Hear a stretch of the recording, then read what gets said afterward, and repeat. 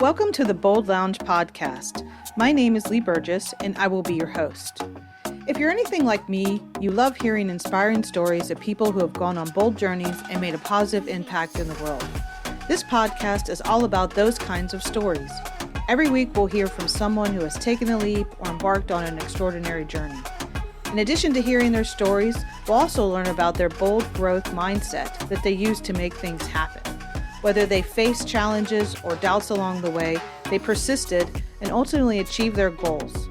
These impactful stories will leave you feeling motivated and inspired to pursue your own bold journey. I believe everyone has a bold story waiting to be freed. Tune in and get ready to be inspired.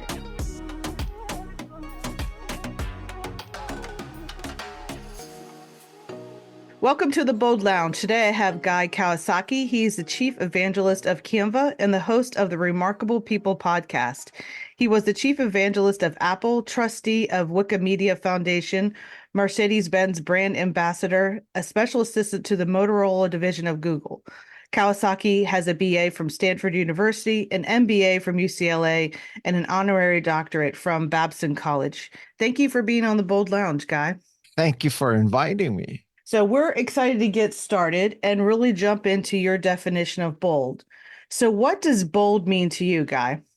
Bold means thinking differently and focusing on what you want to do as opposed to what people may want you to do or what people may not want you to do. So it's believing in yourself and going forward. Going forward, believing in yourself. And I think when you said your definition of doing what you want to do versus maybe what people think you should do or they want you to do. So going potentially against some conventions of, well, this is what you're supposed to do next, or this is the next step, not that. And so really pushing against that and pushing through it in a way. So based on your definition, when's the first time you remember being bold? I don't know if this is the first time, but can I tell you a great story of being bold? Absolutely. Absolutely. Okay. This is in 1997, and the guy who was managing the Apple account for Chiat Day comes in with a series of ads that he wants to propose to Apple. And there's about 10 people in the room, all the top marketing people and Steve Jobs. And he shows the ads. This is the Think Different ad campaign, the one that featured Picasso and Gandhi and Amelia Earhart and Einstein. And so we all loved it because back then, to use a Macintosh, you did have to think different. You had to be bold.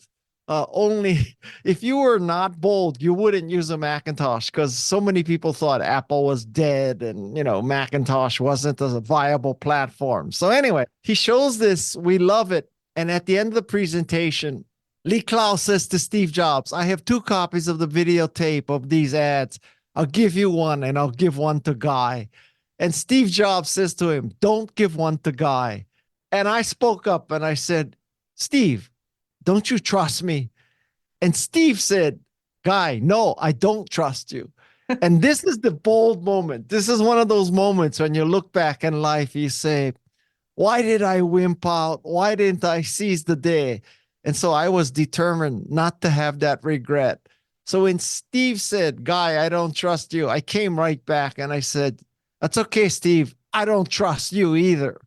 That probably cost me a few $1 million in stock options, but Did anyone laugh or was it a very quiet room? I would say it was more quiet than laughter. Let's just say not a lot of people will take Steve on like that. Right. And how long had you been there at that point? I started at Apple in 84. I left in 87 and I came back in 95 and then I left in 97. So it was my second tour of duty. Okay. I know this is a question folks might have. What is a chief evangelist? And you're at Canva now, which is an incredible company. And you were obviously at Apple. What does a chief evangelist do? Evangelism comes from a Greek word meaning bringing the good news. So what evangelist does is bring the good news. And so we were working with developers to create Macintosh products. And so we're trying to bring the good news of Macintosh that it would make developers more creative and innovative, and it would make end users, customers more creative and productive. So that was our good news with Macintosh. With Canva, what Canva has done is democratize design so that anyone can make beautiful designs and become a better communicator. So that's the good news of Canva. So what a chief evangelist does is bring the good news. So you amplify it, you share it, you make sure people know about it, all of those things. Demo it, yeah, whatever. I mean, basically, you're trying to get people to believe in something as much as you do. Yeah, so starting with something that you believe in too, that you believe does good. And because I think sometimes people may work or be in organizations that maybe they had belief in, or it just maybe has waned. But I mean, that's at the heart of it, right? The belief in Yes. what you're talking about.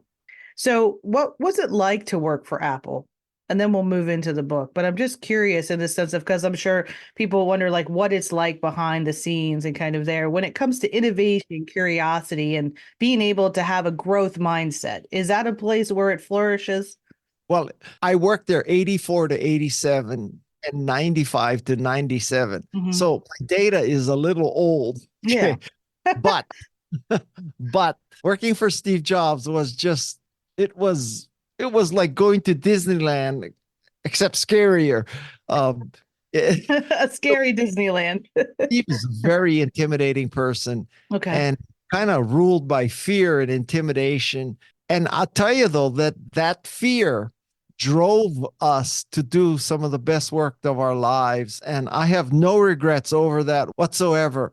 And I think one of the lessons of remarkable people and being remarkable is that when you look back, and it may take 10 or 20 years, when you look back, you say, the boss, the teacher, the coach, the mentor, the one that was the toughest on me is the one I learned the most from. That's a very valuable lesson. So, don't always take the easy road. Don't look for the easy class, the easy job, the easy, team, because in the long run, it's the tough ones that make you better. Yeah, for sure. So with this book, did I count correctly? This is your 15th book? 16th, but I've said to myself 15 times, this is your last book, guy. Does it get easier with each book? So with number 16? Well, some parts get easier because once you've written 16 or 15 books, you really know how to write a book. You know how to use the tools and all that. Yeah. Anyone in the sense of the 16, including this one, that you're the most proud of, or that feel like I overcame or had some bold moments in writing? Well, writing a book is a bold move, period. I agree. Writing a book is a very difficult process. Just the writing, it's like I read some study that 90% of Americans think they have a book in them. Well, they may have a book in them, but it ain't coming out. Right. Because it takes extraordinary discipline, and you got to write every day. And many people believe that, writing is this beautiful effort that you take and it's a windswept beach. Yeah, like I have this visual of like sitting in the sun and on a, window seat and writing my journal with your cat on your lap or something like that. And you're using a Mont Blanc fountain pen with an 18 karat. Yeah, drinking your tea. Yeah, it's just this scene. It's a little harder than that, isn't it? I can see you understand writing. Yeah, for sure. For all the difficulty of writing and producing and all that, the hardest part is marketing the book.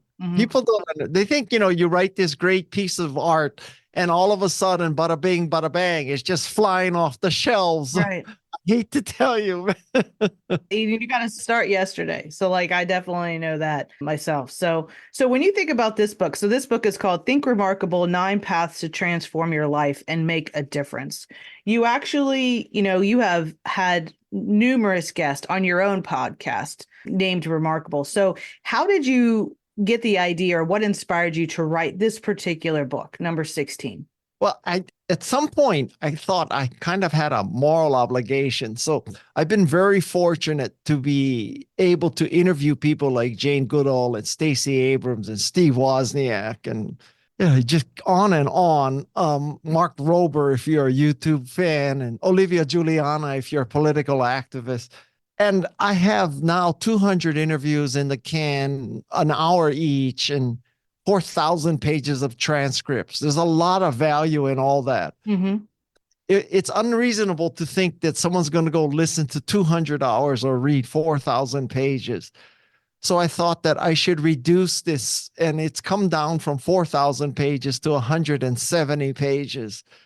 So I want this to be kind of a guide, particularly for Gen Z and millennials, about how to make a difference and be remarkable. Do you ever think, like, as we get older, we need to remind ourselves of who we were or why we're doing what we're doing? Yeah, I mean, daily.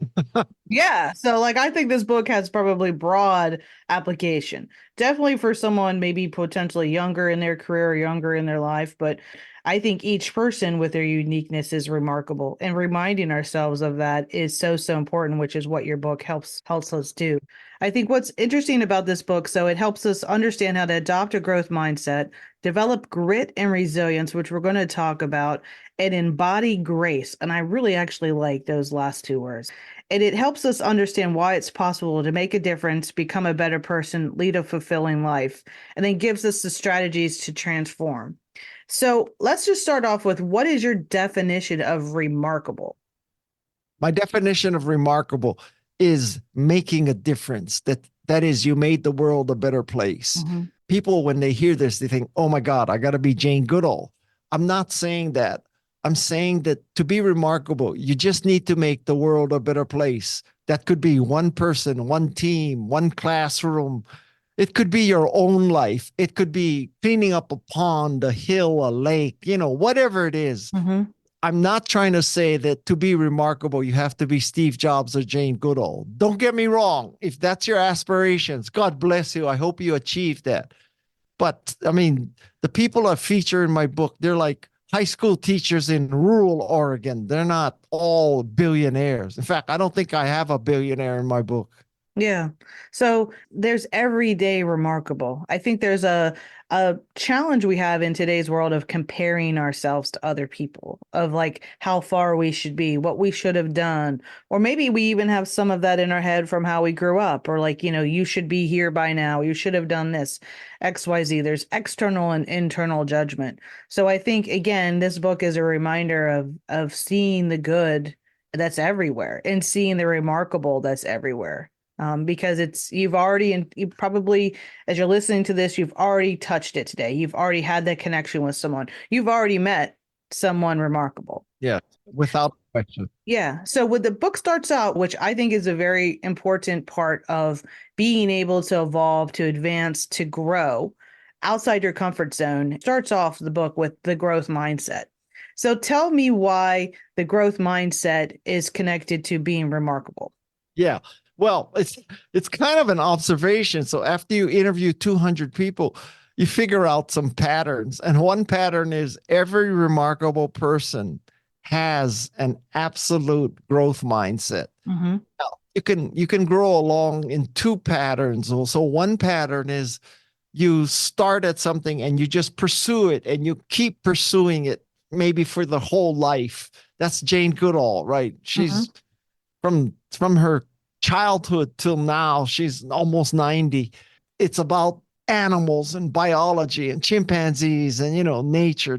On the other hand, there's also a growth mindset that yes, you may be good at something, but it's time to learn other skills. It's time to change horses in the middle of the stream. And I think a great example of this is Julia Child, where for the first 30 something years, she was in one path, and in her 30s she was working for the office of, it's the OSS. It became the CIA. And then she moved to France and fell in love with French cooking. And she became Julia Child, the chef. That's quite a change. That's really the mindset. Yeah. So being able to evolve and be open to it too. I mean, that's like at the heart of growth mindset. And obviously Carol Dweck, the research that she did and the things that she did in her book stand true today and continue to help us understand how we can be remarkable. And I also think it connects with being bold as well, because it's not guaranteed when you're being remarkable or bold that you're going to succeed, that everything is going to be a home run. You may strike out, Believe me, I know. You have an example of a strikeout that you cherish that you learned a lot from? I've had many strikeouts, as a venture capitalist, as an entrepreneur. I struck out many times. Yeah. And, I can't tell you that all 16 of my books were successful. But, I mean, it really is a matter of you have the growth mindset that you can improve, you can gain new skills, you can take risks. And then grit kicks in. And I can't say that of the 200 people who I interviewed, any of them were lazy. That is just not a common characteristics. It takes effort to be remarkable and to make a difference. And Yeah. if it didn't, more people would be remarkable. Trust me.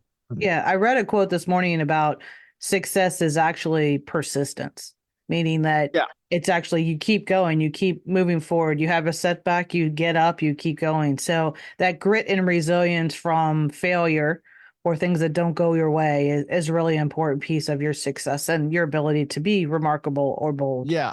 So one of the things you talk about in the book is being vulnerable. And I'm assuming this is also a characteristic of the guests on your podcast. And, I've definitely experienced that in making bold moves and doing things outside the comfort zone. You're exposed, like you potentially, people are looking, you're making moves that could go left, could go right, could go forward.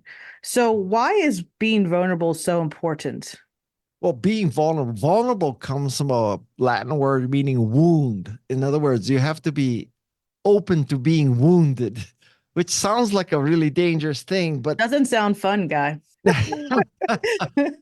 on the other hand, if you're not open to being wounded, you're probably not going to grow, right? Right, So right.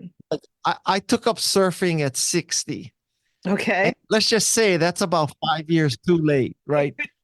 You take up surfing at 60, you're falling, you're tripping, you're drowning, you're rolling around in the water. Yeah. But that's what it takes to grow. Yeah. I mean, so you have to make this mental decision, this mental commitment that if I want to learn, I have to take risks. And I'd say, the greatest risk in life is not taking risks. Mm-hmm. You don't take risks, you'll never make progress. Yeah. I saw this sign one time I was in New York for one of the bold tables, and it said, thank your haters.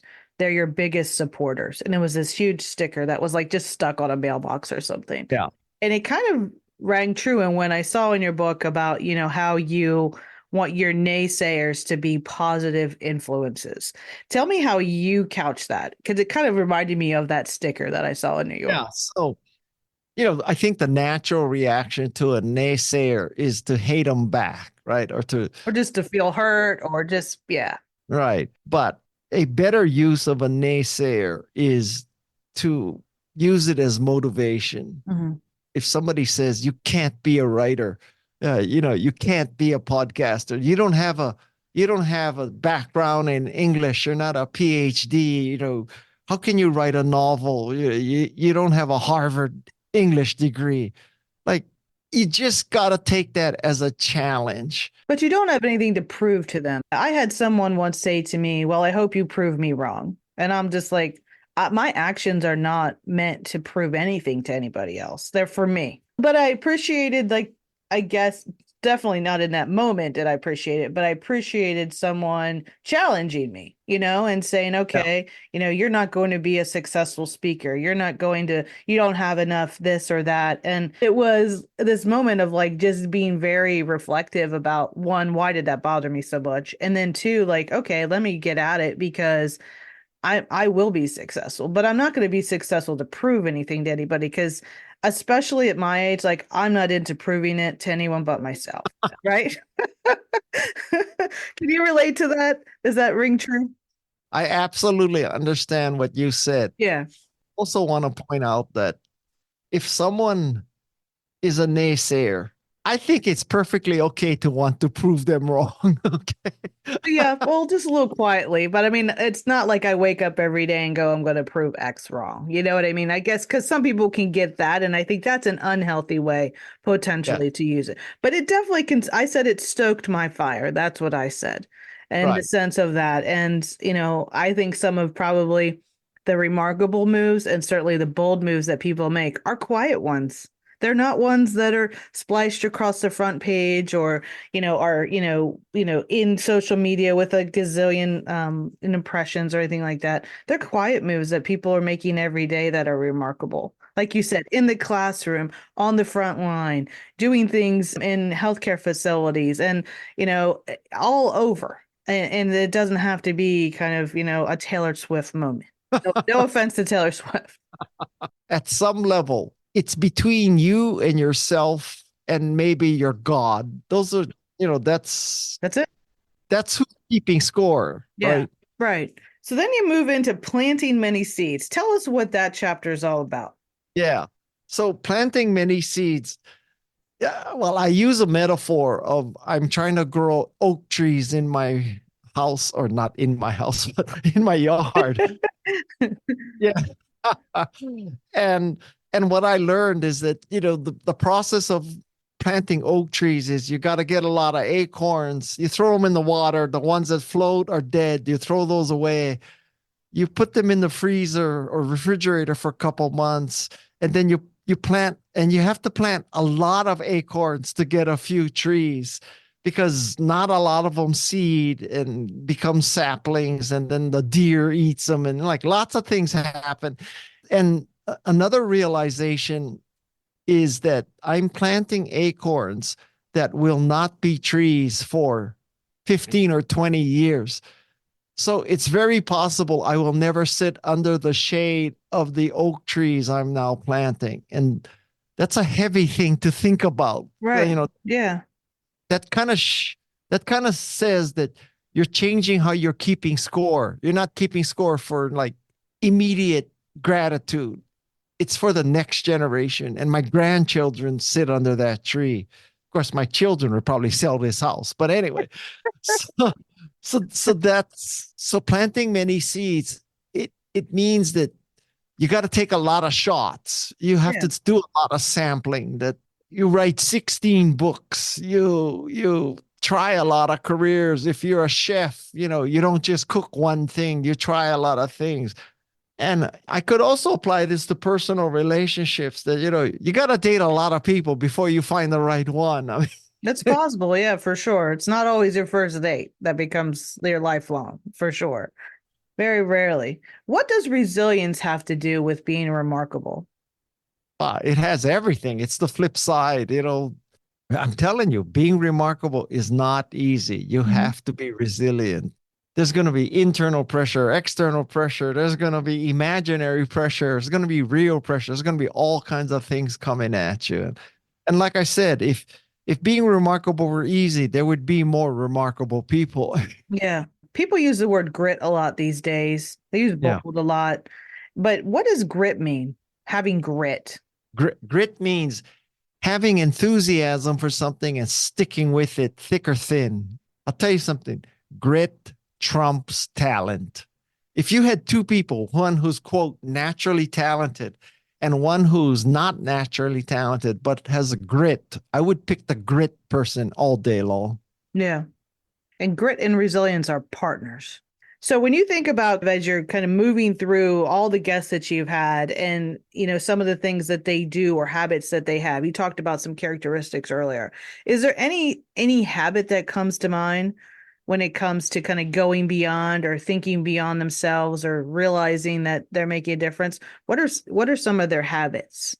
Well, some of their habits, probably the best example of habits in my book and in my podcast is Julia Cameron, right? Because Julia Cameron has this habit of writing these morning pages. That's number one. Every morning, longhand, 3 pages. And then she goes on artist dates. And artist dates means that you don't take your phone, you don't take your dog, you do something just for you, right? And it doesn't have to be you got to go to Tahiti. It could be you just go and visit a forest or a lake or something like that. Mm-hmm. And so these are the kinds of routines that Julia Cameron has. And she's the queen of creativity, right? It doesn't get more creative than Julia Cameron. So it is these kind of habits. I also interviewed BJ Fogg, and he's talking about tiny habits. And like people try to make these humongous changes. He said, you should tie it to smaller things. Yeah. So your habit's connected with the reward, the cue, the habit, the reward, right? Yeah. So one of the things you talk about is going beyond the eureka moment, like, aha, I did it. I have this great idea. And I think this is also related to bold as well, is you have to actually take action. You have to do the what's next. It's not just I have a great idea or when I can or if I could or once I retire. Tell us a little bit about that and the connection to Sure. the remarkable outcomes that you can have. When I was younger, I used to think that the hard part is the good idea. The easy part is implementation. I now completely reverse my theory. My theory, good ideas are easy. Implementation is hard. Yeah. Eureka is that moment where you think, oh, why don't I create a personal computer that's graphical user interface with innovative software and has a mouse and it simulates the real world. That's a brilliant idea. The hard part, trust me, is implementation. And so the key to getting beyond Eureka, I think, is you have to commit yourself. I need to make a prototype. Mm-hmm. I need to get something done, physical, get it out there. And if you're writing a book, getting beyond the idea of a book is you have to write a proposal. You have to create an outline. I would say creating an outline is more important than the proposal. So you create this outline and, that's sort of your prototype rather than thinking about that perfect day with your Mont Blanc pen. And our hot tea and the cat on our lap. Yeah, that's right. The chamomile tea. Yes, yes. You're going to get your butt out there and get beyond Eureka. And that's a prototype. Yeah. So one of the things you talk about is just adapting to change and being able to go through the process of change. What advice, based on all the people you've talked to in your own life experience, would you give to someone who needs to or is about to embark on a major life change, a change in their career, a change in maybe their relationship, a change in how they want to live their life, whether they're going to do a pivot or maybe start their own business? What guidance would you give them? Well, we can tie this back to writing too. Actually, you can tie all of life to writing, but I would say my advice is that you need to break down your big goal into tiny little goals. Yep. Just take a lot of little steps. And you need to say to yourself, okay, so every day I'm going to make a little bit of progress. Yeah. That 1% better, right? Right. 1% better. God, if you were 1% better every day, you would be perfect pretty soon.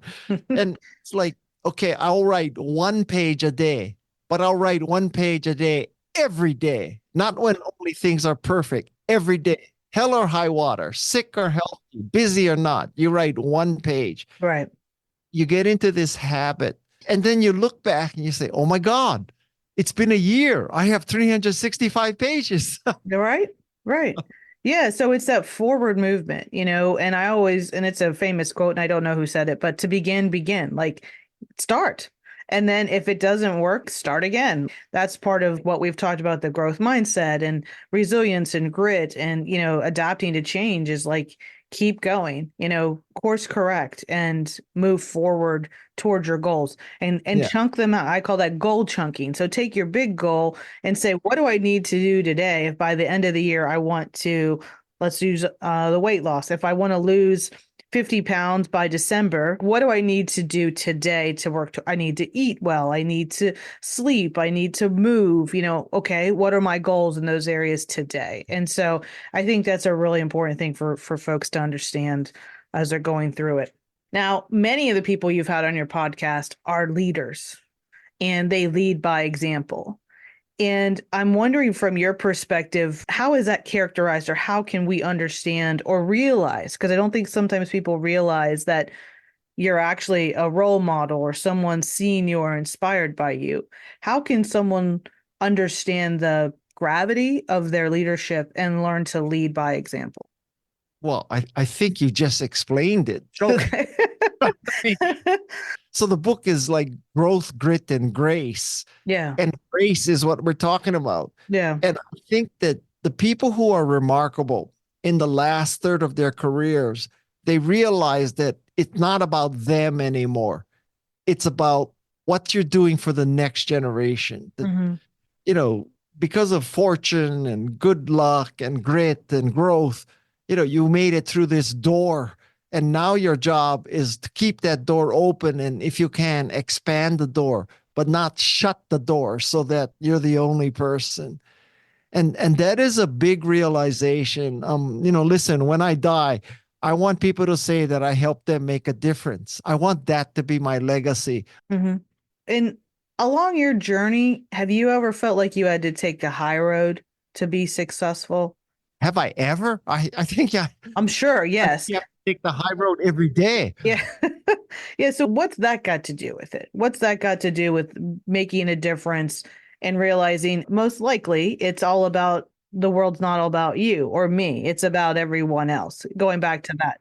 I think in many ways, taking the high road is actually more efficient and easier, believe it or not. Because when you, for example, let's say you give people the benefit of the doubt that, you're not attacking them, you're not feeling superior to them, you're not angry with them, maybe they didn't give you your upgrade to first class, or maybe they didn't bring the water immediately or whatever, but give people the benefit of the doubt. You don't know what they're going through. And I think that leads to inner peace.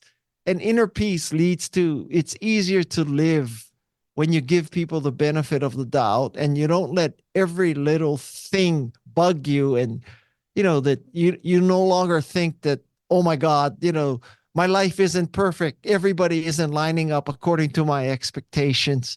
It's a lot easier to live life giving people the benefit of the doubt and, just chilling out and relaxing. I mean, Giving yourself a break. the high road. The high Yeah. road is actually, I think, easier. I think of someone like as you're talking, like I'm visualizing Matthew McConaughey. Like you hear him talk, you see some of the things he said. He's written his own book, but I think just in the sense of taking the high road and kind of just easing in to like life, and life has not been easy for him. He actually came from a very abusive household as a child, and so I think just realizing the value in others and valuing other people and their world and respecting that you don't know what's happening, right? And I think that's really encapsulated, I think, in the book as well. So you end the book with turn and burn.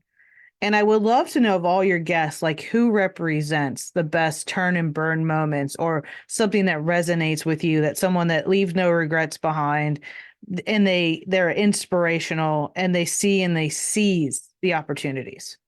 Well, first, I cite Daniel Pink in my book because he did this thing about the regret study. Mhm. People submitted their regrets, and the regrets were pretty common. Like most of the regrets were they regret not doing something bold, Mhm. right? They had a bold idea and they didn't do it. And that is one of the major regrets in life. And the second regret is not maintaining social connection, that they left people in the dust. And so I think it's important to understand that you are not alone and that people have these kind of thoughts. And, it's good to learn from other people who went before you. That if you read Daniel Pink's report about regrets and you say, oh, he proved that most people regret not taking that risk, not being bold, not trying to be remarkable, then I don't want to be that person. I'm going to listen to other people's examples and I'm going to be bold. I'm going to go for it. Mhm. Otherwise, you're going to regret it. And I think that's a very important concept. Yeah.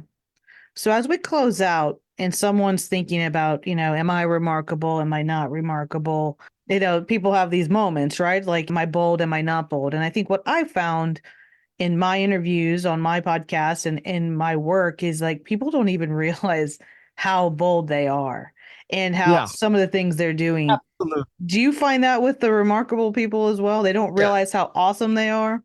Let me say the other half of what you're saying, because we are in complete and utter agreement. So, the point of this book and listening to this podcast, it's not self-help, how to be remarkable. Okay. So the way it works is you make a difference. You make a difference to yourself, to your family, to your team, to your classroom, to the environment. You make a difference. You make the world a better place. And if you make the world a better place, sooner or later, people are going to figure out you're remarkable. So the way it works is you make a difference, you become known as remarkable. That's very different than saying, you know what? My resolution tomorrow, I'm going to start being remarkable. Mm-hmm. No, no, no, no, no, no. This book is about how to make a difference. And if you make a difference, you will have no choice but to be considered remarkable. That's the key. Yeah. If you're making a difference and you're really looking at the greater good, you already are remarkable. And you just need to keep doing it because we need people to continue to do that. So That's right. I love that. Well, thank you so much for being on the Bold Lounge. Everything about the new book is in the episode notes. Please get your copy today, and all about Guy as well. Thank you so much for being on the Bold Lounge. Oh, thank you for having me. And I love Be Bold. Thank you for listening to the Bold Lounge podcast. Through the continuum of bold stories, vulnerability to taking a leap, you will meet more extraordinary people making a positive impact for others through their unique and important story. By highlighting these stories, we hope to inspire others and share the journey of those with a bold mindset. We hope you've enjoyed this podcast and look forward to sharing the next bold journey with you.